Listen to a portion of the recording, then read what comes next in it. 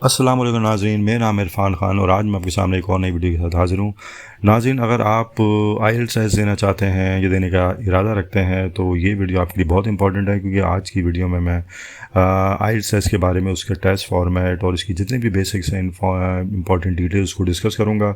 इसमें आपको ये बताऊँगा कि एकेडमिक और जनरल ट्रेनिंग में क्या डिफरेंस होता है, इसमें डिफरेंट बैंड स्कोर्स और उसकी कॉम्पिटेंसी लेवल बताऊँगा। तमाम चारों जो कॉम्पोनेंट्स, चारों स्किल्स जो हैं वो किस तरीके से उसमें क्या चीज़ें आती हैं उसको मैंने एक्सप्लेन किया है।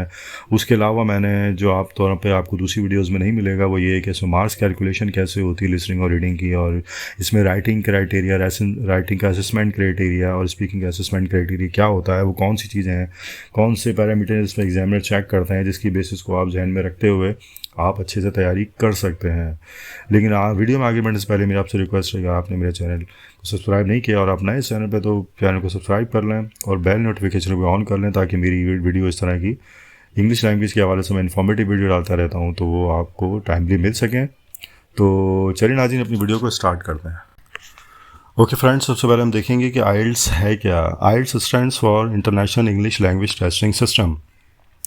आइल्स आपको क्यों चाहिए होता है? देखिए, आइल्स की जरूरत तब पड़ती है जब आप जैसे किसी इंग्लिश स्पीकिंग कंट्रीज़ में like UK, Canada, Australia, New Zealand और इवन यूएस में भी इन सर्टेन कंडीशंस आपको पढ़ने के लिए, काम के लिए या इमिग्रेशन पर्पज़ के लिए जाना हो तो आपको आइल्स चाहिए होता है।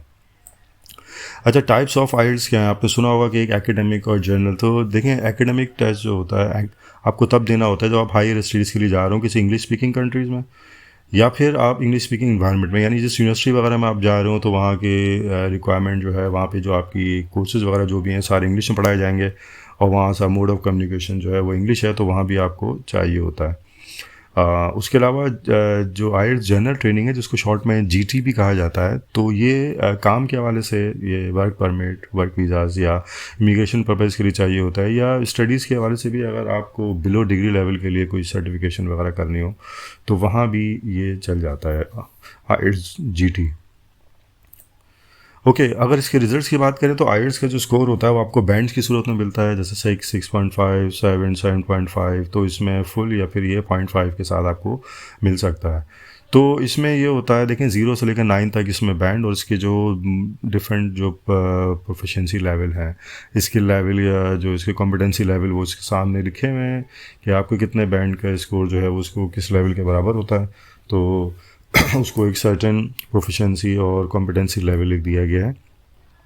तो इसमें आइल्स में एक्चुअली कोई फेल या पास नहीं होता। आइल्स उसमें रिक्वायरमेंट ये होता है, डिपेंड करता है कि आप जिस कोर्स में जाना चाह रहे हैं, आपको जहाँ चाहिए तो उनकी रिक्वायरमेंट क्या है। तो उस यूनिवर्सिटी रिक्वायरमेंट क्या है, अगर आप स्टडीज़ के लिए जा रहे हैं या अगर वर्क परमिट वगैरह के लिए जा रहे हैं तो उनकी रिक्वायरमेंट क्या है, या किसी आप इमिग्रेशन पर्पज़ के लिए जा रहे हैं तो आपको सर्टेन प्रोग्राम को देखना होगा कि आपको कितना आइल्स स्कोर चाहिए, कितना बैंड चाहिए, तो आपको ये कंफर्म करना होगा। आमतौर पे 6.5, 7 ये है, ये एक एवरेज स्कोर है जो यूनिवर्सिटीज़ वगैरह आमतौर पर मांगती है, लेकिन फिर भी आपको कंफर्म करना चाहिए। जिस चीज़ के लिए भी अप्लाई करना चाह रहे हैं, चाहे स्टडीज़ के लिए या इमिग्रेशन पर्पज़ के लिए, आपको पूछना होगा कि आपको मिनिमम कितना आइल्स बैंड रिक्वायर्ड है। अच्छा, अब हम बात करें इनकी जो इसमें क्या क्या चीज़ें टेस्ट होती हैं। देखें, इसमें 4 कंपोनेंट्स हैं, आपकी लैंग्वेज की 4 स्किल्स हैं, वो चारों टेस्ट की जाती हैं। इसमें लिसनिंग, रीडिंग, राइटिंग और स्पीकिंग। ठीक है, 4 स्किल्स टेस्ट होती हैं आपकी। इसमें 2 जो हैं लिसनिंग और रीडिंग, ये रिसेप्टिव स्किल्स होती हैं, और 2 जो होती हैं राइटिंग एंड स्पीकिंग, ये प्रोडक्टिव स्किल्स होती हैं। तो पहले हम एक और भी देखेंगे लिसनिंग का कि इसमें क्या होता है। Same for both academic and journal training. देखें, लिसनिंग जो होता है वो दोनों के लिए सेम आता है, दोनों को कोई फ़र्क नहीं है इसमें। तो लिसनिंग चाहे आप एकेडमिक दें, जर्नल दें, दोनों को आपको सेम ही मिलेगा। ये 30 मिनट्स का होता है, यानी कि सीडी चलती है तो पूरे 30 मिनट्स लगते हैं आपके सारा कंप्लीट होने में। उसके बाद 30 मिनट्स के बाद जब आप ख़त्म हो जाता है लिसनिंग, सीडी रुकती है, तो आपके पास 10 मिनट होते हैं अपने क्वेश्चंस पेपर से आंसर शीट में ट्रांसफ़र करने के लिए, जो आपको दी जाएगी उस दिन। ठीक है, तो टोटल 40 मिनट्स इसमें लगते हैं।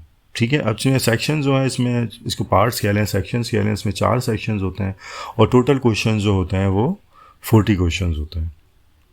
ठीक है, तो लिसनिंग कैसे ख़त्म होती है, तो आपको जो है फिर रीडिंग के लिए दिया जाता है। रीडिंग जो है, रीडिंग भी एक रिसेप्टिव स्किल है और इसमें एकेडमिक और जर्नल में डिफरेंस होता है।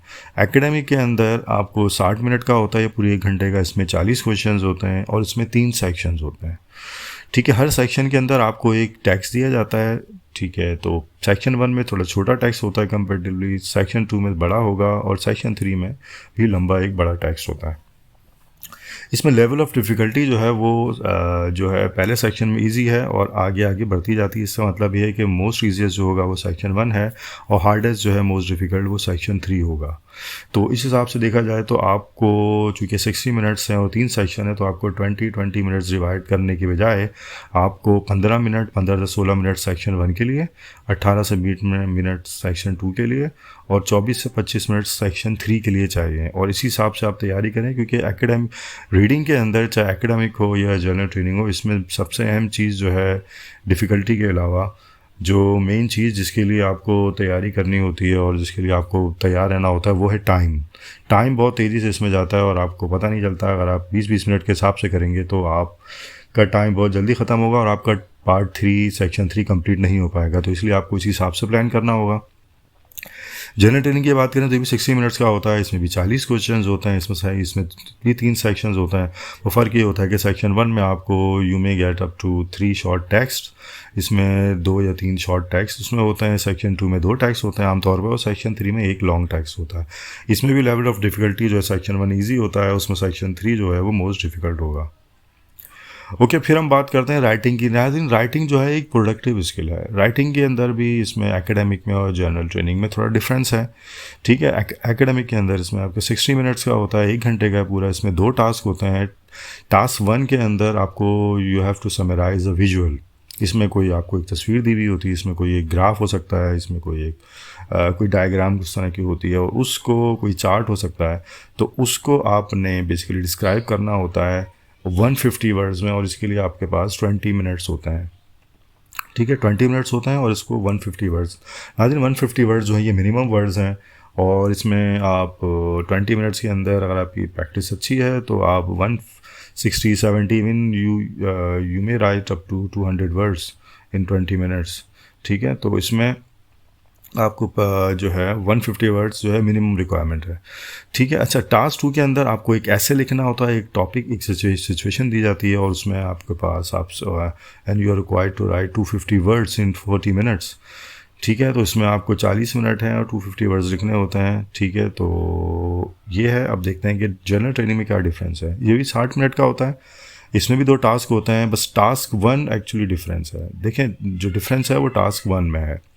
एकेडमिक और जर्नल में जो फ़र्क है जीटी में, वो सिर्फ टास्क 1 का है। टास्क 2 दोनों का सेम है, दोनों में एक ऐसे दिया जाता है, ठीक है। तो टास्क 1 के अंदर जनरल ट्रेनिंग में आपको लेटर लिखना होता है। ये लेटर फॉर्मल भी होता है, इनफॉर्मल भी होता है। ये इसी तरह 20 मिनट्स होते हैं और 150 वर्ड्स का आपको लेटर लिखना होता है। ओके नाज़रीन, तो नेक्स्ट जो स्किल है वो लास्ट कंपोनेंट वो हमारे पास स्पीकिंग है। स्पीकिंग भी एक प्रोडक्टिव स्किल है। स्पीकिंग जो है ये एक 1-on-1 इंटरव्यू की तरह होता है। इसमें एक एग्जामिनर होता है, एक कैंडिडेट होता है, ठीक है। इसमें 11 से 14 मिनट आपको लगते हैं, मैक्सिमम 15 मिनट, और इसमें 3 पार्ट्स होते हैं, और इसमें the speaking test is recorded, और स्पीकिंग टेस्ट जो होता है वो रिकॉर्ड किया जाता है। अच्छा, 3 पार्ट्स की अगर बात करें तो पहले पार्ट में general questions about the candidate such age home, family, work, studies, interest etcetera. देखें, पार्ट 1 के अंदर आपसे जनरल क्वेश्चंस किए जाते हैं, 4, 5, 6, 7 क्वेश्चंस किए जा सकते हैं। तो आपसे मुख्तलिफ टॉपिक, एक वक्त में आपसे सारे सवाल तो नहीं किए जाएंगे, किसी भी एक टॉपिक को लेके आपसे सवाल कर सकते हैं, आपके घर फैमिली मेम्बर्स के हवाले से, आपके काम के हवाले से, आपके इंटरेस्ट के हवाले से, ठीक है, स्टडीज़ के हवाले से पूछा जा सकता है आपसे। किसी भी एक टॉपिक को लेके उससे 5, 6, 7 क्वेश्चन आपसे पूछे जाते हैं। पार्ट टू में क्या होता है कि candidate is required to talk about a particular topic for up to 2 minutes. 1 minute is given for the preparation. देखें, टास्क 2 में, पार्ट 2 में आपको एक कार्ड दिया जाता है, उसके ऊपर एक टॉपिक होता है, ठीक है, और उस टॉपिक को ऊपर आपने 1 से 2 मिनट मैक्सिमम बोलना होता है। लेकिन उसके लिए आपको प्रिपरेशन के लिए 1 मिनट का टाइम दिया जाता है, और आपको एक पेपर और एक पीस ऑफ पेपर और एक पेंसिल दी जाती है कि आप उसमें नोट्स बना सकें। ज़ाहिर इसमें आपको चाहिए कि इस टाइम को इस्तेमाल करें, और उसमें आप जो है सिर्फ पॉइंट्स की सूरत में बनाएं कि आपने क्या क्या चीज़ें बोलनी है। पॉइंट्स की सूरत में जल्दी से आप 1 मिनट में, जैसे 1 मिनट होता है आपको आया था कि आपका टाइम ख़त्म हो गया, आपने स्टार्ट कर देना है टॉपिक। तो 2 मिनट के लिए आपको उस टॉपिक पर बोलना होता है। जब आप 2 मिनट बोल लेते हैं तो आपका टाइम ख़त्म हो जाता है, आपको बता दिया जाता है। उसके बाद पार्ट 3 शुरू होता है। पार्ट 3 में क्या होता है, further questions about the topic in part 2।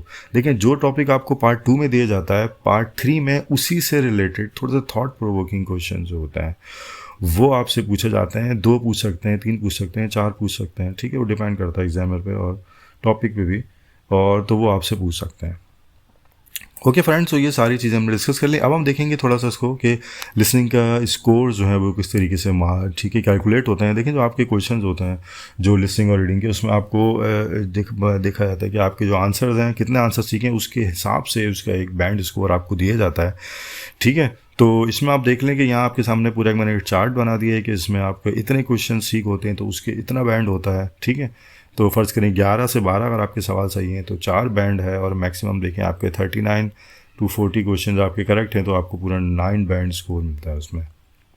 Okay, तो उसको आप देख सकते हैं, तो आपको उससे पता चल जाएगा कि आपका अगर क्या बैंड अगर आप ऑलरेडी दे चुके हैं और आपके सामने आपका बैंड स्कोर आ चुका है, तो आप देख सकते हैं लेफ़्ट साइड पे कि आपके इस पार्ट में कितने सही हुए होंगे, उससे आपको अंदाज़ा हो जाएगा कि ताकि आपका इतना बैंड आया है।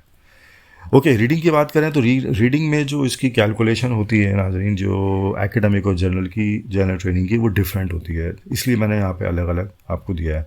देखें इसमें एकेडमिक चूँकि मुश्किल होता है तो इसमें मार्किंग थोड़ी सी इजी होती है, यानी कि आपके कम क्वेश्चन ठीक होंगे तो आपको ज़्यादा नंबर उसमें मिलेंगे। यानी कि एकेडमिक जनरल दोनों में अगर आपका 2 लोग अगर सेम उनके नंबर ऑफ़ क्वेश्चन ठीक होते हैं, ठीक है, तो उसमें जो एकेडमिक का होगा उसको ज़्यादा उसका बैंड मिलेगा। इसकी वजह ये है कि थोड़ा मुश्किल है, इसमें टाइम ज़्यादा लगता है और थोड़ा टैक्स भी इसके मुश्किल होता है।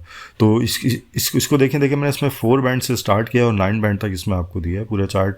अगर एकेडमिक में आपके 10 भी ठीक होते हैं और आपके 10 क्वेश्चन आपने ठीक उसको आंसर कर दिया, तो 10 से 12 तक तो आपको 4 बैंड हो जाता है। लेकिन अगर आपको जीटी में आपके कम से कम आपको 15 सही करने होंगे, 15, 16, 17, 18, 15 से 18 तक आपके सही होते हैं, तब आपका 4 बैंड बनता है। तो इससे आपको अंदाज़ा हो रहा है, ठीक। इसमें थोड़ा सा मार्किंग टफ होती है जर्नल के अंदर, चूँकि थोड़ा इजी होता है कंपेरेटिव, इससे मार्किंग इसमें टफ है। अच्छा, अब हम बात करें राइटिंग की। देखिए राइटिंग और स्पीकिंग के अंदर चूँकि इस तरह का चूँकि कैलकुलेशन नहीं होती, तो इसमें राइटिंग का एक असेसमेंट क्राइटेरिया होता है। नाज़रीन, अब ये आपको अपनी प्रिपरेशन से पहले अगर एग्ज़ाम के लिए जाना चाह रहे हैं तो ये समझना बहुत ज़रूरी है, ठीक है। आपको पता होना चाहिए कि जो राइटिंग होती है वो उसमें किस तरीके से होता है, उसमें क्या देखा जाता है, किस चीज़ों को आप देखते हैं, तो आपको किन चीज़ों का ख्याल रखना होगा, तब जाके आपको पता, तब उसी हिसाब से आप प्रिपरेशन उसकी कर पाएंगे, ठीक है। तो इसमें जो 4 क्राइटेरियाज़ होते हैं एक्चुअली, अगर हम क्राइटेरिया की बात करें तो इसमें टास्क 1 में थोड़ा सा एक अलग है। टास्क 1 के अंदर टास्क अचीवमेंट होता है और टास्क 2 के अंदर टास्क रिस्पॉन्स को देखा जाता है, और बाकी चीज़ें दोनों टास्क में डिफरेंट सेम ही हैं। कोहेरेंस एंड कोहेजन है, फिर लेक्सिकल रिसोर्स है, और ग्रामेटिकल रेंज एंड एक्यूरेसी। नाज़रीन, अगर आप नेट पे सर्च करेंगे तो आपको लेफ्ट साइड पे जो चीज़ें मिल रही हैं क्राइटेरिया तो मिल जाएगा, लेकिन आमतौर पे जो राइट साइड पे दिया जाता है ये थोड़ा सा आपको ढूंढना पड़ता है, इतनी आसानी से नहीं मिलता। तो मैंने आसानी के लिए आपकी हर टास्क का, देखें ये तो हमने देख लिया कि टास्क अचीवमेंट क्या है, लेकिन टास्क अचीवमेंट होता है क्या एग्जैक्टली, इसमें क्या होता है, इसमें क्या रिक्वायरमेंट है, किस चीज़ को फोकस करना है आपने, वो चीज़ें मैंने पॉइंट वाइज जो है 2-2, 3-3, 4-4 जो भी उसकी जो पॉसिबल इसकी वो चीज़ें थी वो मैंने आसान लफ्ज़ों में राइट साइड पे वो लिख दी हैं, ठीक है। तो आप थोड़ा टाइम लें, बेशक पॉज कर लें वीडियो को और उसको यहाँ पे आप देख लें राइट साइड पे कि इस चीज़ में आप किस चीज़ को ख्याल किया जाता है कि लेक्सिकल रिसोर्स की हम बात कर रहे हैं तो उसमें किन चीज़ों को देखा जाता है। अगर हम कोहेरेंस एंड कोहेजन की बात कर रहे हैं तो उसमें इसके मतलब क्या है, इसमें किन चीज़ों को आपको देखना है, क्या किस तरीके से करना है, क्योंकि जब तक आप ये नहीं देखेंगे तो आप एक अच्छा बैंड स्कोर नहीं कर सकते हैं। देखें 4, 5, 6 बैंड, 6.5 बैंड तक तो आपका आ सकता है, इवन 7 बैंड तक भी। लेकिन राइटिंग के अंदर अगर आपने 7 और 7 से ज़्यादा अगर आपने बैंड आपको चाहिए तो आपको ये चीज़ें आपको जहन में रखनी होंगी, तभी आप इस पर जो है वर्किंग करके इस पर तैयारी करते हुए प्रैक्टिस करते हुए आप अपना बैंड स्कोर अच्छा इम्प्रूव कर सकते हैं। स्पीकिंग भी चूँकि एक प्रोडक्टिव एक स्किल है, ठीक है, तो इसमें भी इसका एक क्राइटेरिया होता है, असेसमेंट क्राइटेरिया, ठीक है। जो कि जाहिर सी बात है जो एग्जामिनर्स होते हैं आपको राइटिंग के अंदर तो जो उनके पास जाता है बाद में, उनके पास पूरा एक इस तरीके से पूरा उनके पास एक जो सर्टिफाइड एग्जामिनर्स होते हैं, ठीक है, जो इसके सर्टिफाइड और ट्रेन एग्जामिनर्स होते हैं, उनके पास एक पूरा एक पैरामीटर्स होता है, उसमें सारी चीज़ें होती हैं और उसमें सारे नंबर्स लिखे होते हैं, लेट्स से 1 to 5 तक लिखा होगा, और हर उसके अंदर वो चीज़ों को देखते हैं कि आपके फ्लुएंसी एंड कोहेरेंस में 2 हैं, इसमें 3 हैं, तो इसमें मिनिमम मिनिमम मैक्सिमम नंबर होता है एक्सक्यूज मी, तो उस हिसाब से उसकी मार्किंग की जाती है और फिर ओवरऑल आपका बैंड उस स्किल के अंदर आता है, फिर आखिर में जाके उसको कैलकुलेट किया जाता है।